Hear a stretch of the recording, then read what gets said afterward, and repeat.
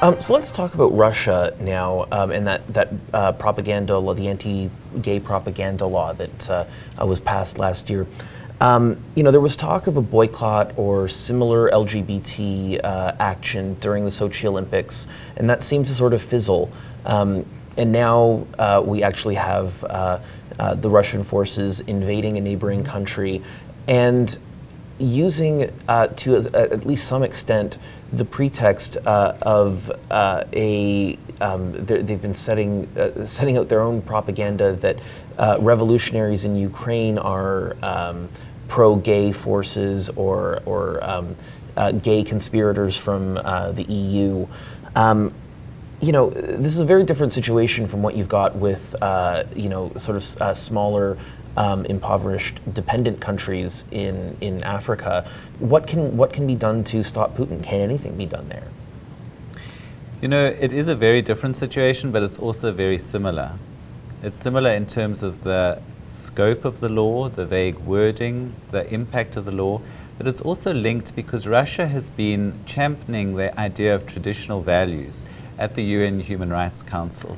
And this is clearly an attempt to try and curtail human rights values and to make them somehow limit them in some sense. And the idea is to exclude LGBT people from the ambit of human rights, which is clearly a goal that Russia is not going to achieve, but it's setting itself out as the champion of traditional values internationally and lobbying countries to support it on that basis. And so it's no coincidence that we see the same language around promotion of homosexuality in Nigeria and Uganda. And Museveni last week made an explicit reference to Russia, saying that he prefers Russia as a partner because Russia doesn't meddle in their so-called domestic affairs.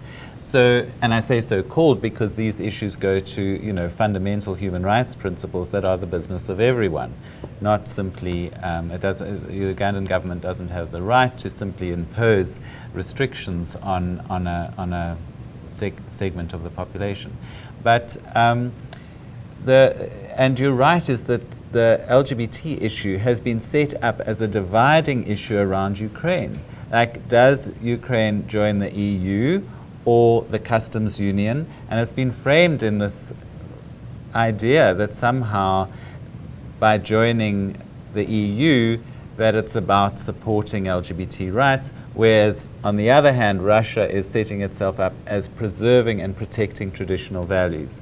And in a time of political uncertainty, of economic concern, of social change, the notion of traditional values as something that is unchanging, that's constant, that's permanent, is very attractive to a lot of people. So it gets a lot of traction.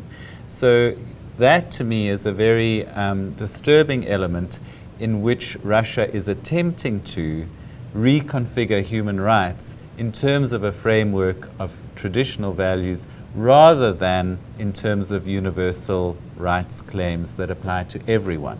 So we were talking about Ukraine and the sort of schism that's there between joining the EU and joining Russia.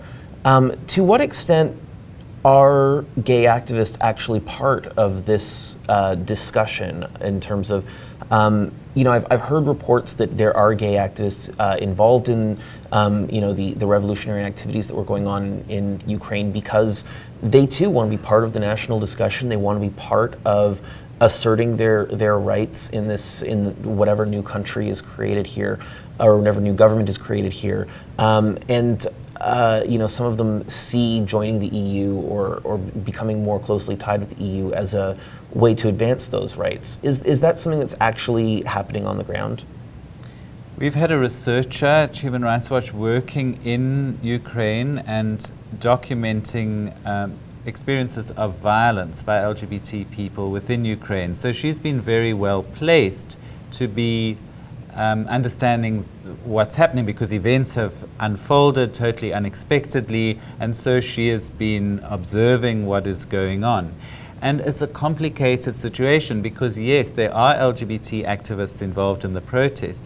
Unfortunately, some of them, in certain situations you can't be out as LGBT because the opposition at that time was comprised both of right-wing nationalists and other forces, so some of whom are in favor of LGBT equality and others who are firmly opposed.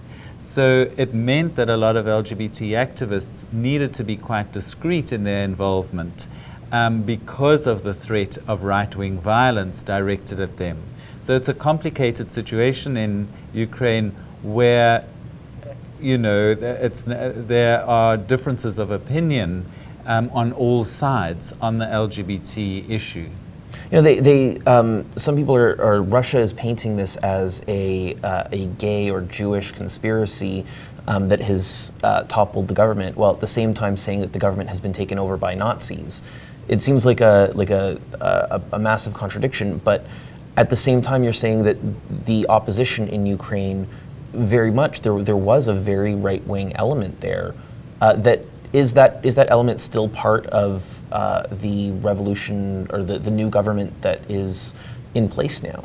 It remains a tension, and you know, we'll see how things unfold, but it's by no means going to be clear-cut on the question of LGBT rights.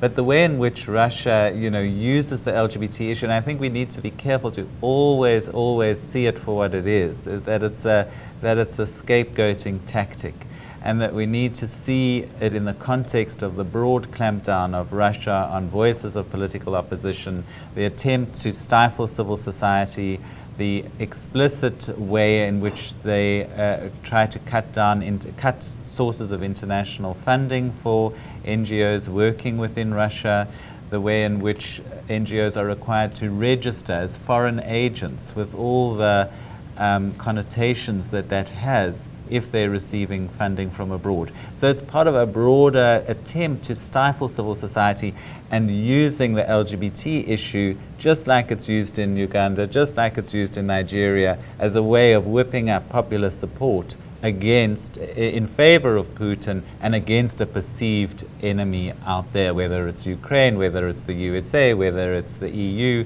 whoever it is that becomes an important scapegoat for that. Well, it's interesting because we're actually seeing, you know, here in Canada, in the U.S., LGBT people are also used by the right and sometimes by the left, also in these sort of functions as a way of creating a wedge issue.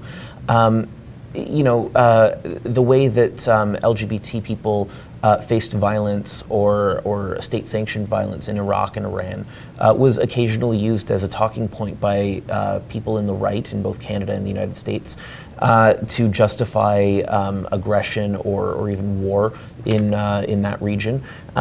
Is that something that we should be wary about here in Canada and the United States as well? Yeah, it seems that we're an endlessly malleable symbol, right, that can be used for almost anything. And, you know, even, well, for example, in the Netherlands, is that it is sometimes used also as a way, as an argument against immigration from Morocco, for instance. So there's a language of, by protecting our gay people, we need to keep out potential gay bashers from other parts of the world that are not so tolerant of LGBT issues. So it's very complicated the way in which the gay issue can be used for different agendas. And you've used several very good examples. And we should never forget, of course, in this false dichotomy of the West versus the rest, that the West is, you know, there are a number of difficulties and issues that are faced by LGBT people, and we should certainly resist being drawn into and used as an excuse to curtail the rights of others, or to suppress other people, or to perpetuate certain forms of prejudice against others. All right. Well, thank you so much, Graeme, for being here today. Thank you. Thank you.